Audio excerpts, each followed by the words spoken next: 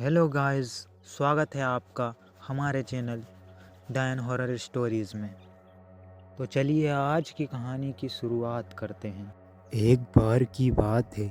साजनपुर नाम का एक छोटा सा शहर था। उस शहर में रमेश नाम का एक आदमी रहता था। वह एक होटल में काम किया करता था। होटल में काम करके ही उसका घर का खर्चा चलता था। वह उस होटल में 12,000 रुपये में काम किया करता था। रमेश इस शहर में अभी अभी शिफ्ट हुआ था। उसको इस होटल वाली जॉब में अभी 1 महीना ही हुआ था। वह रोज़ सुबह 10 बजे निकल जाता था और रात को 9 बजे घर आ जाता था। वह घर से होटल अपनी स्कूटी से जाया करता था। उसकी स्कूटी बहुत पुरानी थी, वह कहीं भी किसी जगह पर बंद हो जाती थी। रमेश होटल में एक वेटर का काम किया करता था। जिस रूम से उसे ऑर्डर मिलता था उसे वहाँ पर खाना पीना ले जाना पड़ता था। फिर रात में 9 बजे छुट्टी होने पर सभी वेटर उसी होटल में खाना खा लिया करते थे। फिर उनकी जगह नाइट वाले वेटर आ जाया करते थे और वह अपने अपने घर चले जाया करते थे। एक दिन एक वेटर ने रमेश से कहा कि जो ऊपर एक बंद कमरा है उसके पास कभी मत जाना, क्योंकि उस कमरे में किसी की मौत हो गई थी, इसलिए उस कमरे के आसपास कोई नहीं जाता है। तुम यहाँ नए हो इसलिए मैं यह बात तुम्हें बता रहा हूँ। रमेश को ना ही उस रूम का रूम नंबर पता था और ना ही ये पता था कि वह रूम सबसे टॉप फ्लोर पर किस तरफ है। एक दिन की बात है, होटल के काउंटर पर किसी रूम में से एक कॉल आता है, पर काउंटर पर कोई भी नहीं रहता है। तो रमेश कॉल रिसीव कर लेता है और उस रूम से एक पिज़्ज़ा का ऑर्डर आता है। ऑर्डर देने वाला व्यक्ति रूम का नंबर 99 बताता है।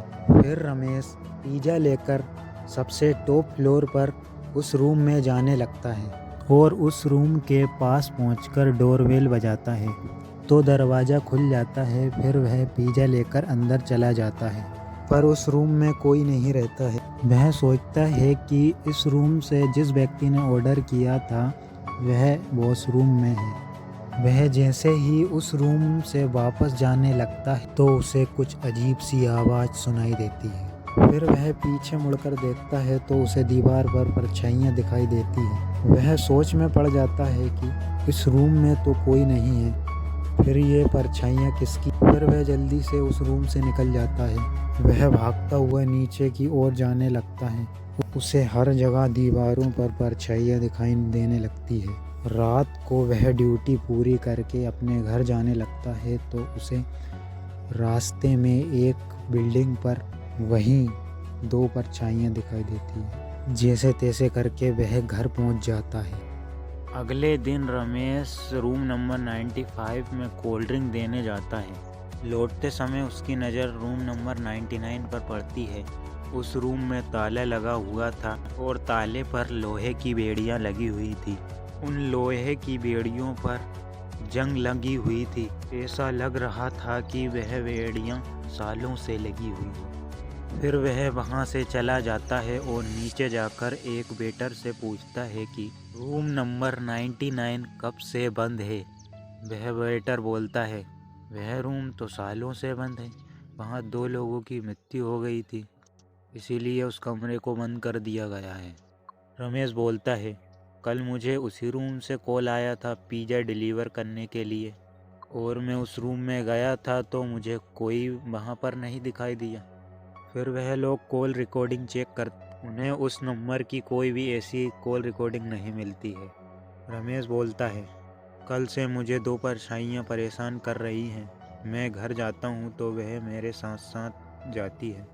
मैं जब घर जाता हूँ तो रास्ते में एक खंडर जैसा घर पड़ता है। उस घर के बाद वह परछाइयाँ दिखना बंद हो जाती है। फिर रमेश अगले दिन एक गुरुजी के पास जाता है और गुरुजी को अपना सारा हाल सुनाता है। गुरुजी ध्यान लगाकर देखते हैं कि रमेश के साथ क्या हुआ है। गुरुजी रमेश से बोलते हैं कि बेटा, जिस रास्ते से तुम होटल से घर आते हो जिस घर तक तुम्हें वह परछाइयाँ दिखती है, क्योंकि वह उन परछाइयों का घर है। उनकी मृत्यु के बाद वह सुनसान पड़ा हुआ है। वह रात को तुम्हारे साथ इस घर में आ जाती है और सुबह होते ही उस होटल में पहुंच जाती है, क्योंकि उस होटल में उनकी मृत्यु हुई थी। तुम इस बात को नहीं जानते थे, इसलिए उन्होंने तुमसे पिज़्ज़ा मंगवाया, क्योंकि तुम उस होटल में नए थे। फिर गुरुजी ने रमेश को एक ताबीज़ दिया और बोला कि वह आत्माएं तुम्हें नुकसान नहीं पहुंचाएंगी। इस ताबीज़ को सोते समय अपने तकिए के नीचे रख लेना। और एक बात का ध्यान रहे, तुम 1 महीने तक उस मार्ग से आना जाना बंद कर देना। रमेश ऐसा ही करता है। अगले दिन से उसे किसी भी दीवार पर परछाइयाँ दिखाना बंद हो जाती है। वह काफ़ी खुश हो जाता है। 1 महीना पूरा होने के बाद वह उसी रास्ते से